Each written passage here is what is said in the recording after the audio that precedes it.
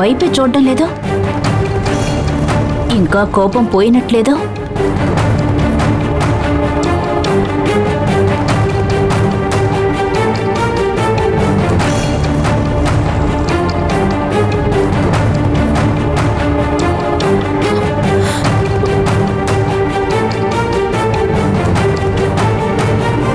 అన్నయ్య, నన్ను క్షమించండి అన్నయ్య.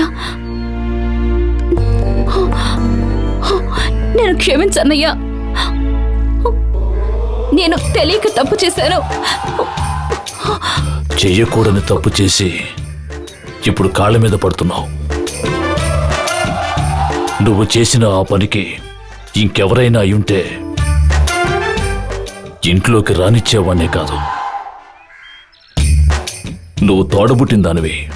ఆ ఒక్క కారణం చేతనే నిన్ను క్షమించి ఇంట్లోకి రానిస్తున్నాను. ఇక మీదైనా బుద్ధిగా ఉండు. లోపలికెళ్ళు. అక్క, దయచేసి నన్ను క్షమించు.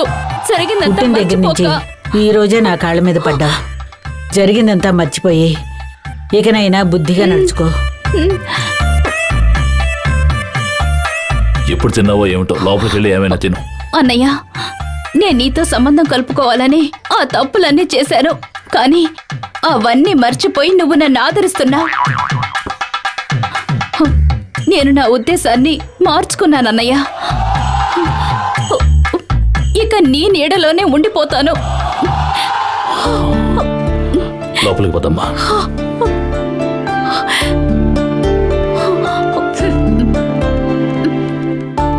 వాడు రమ్మని పిలిచాడు కదా, రామ్మా. రా, లోపలికి వెళదాం.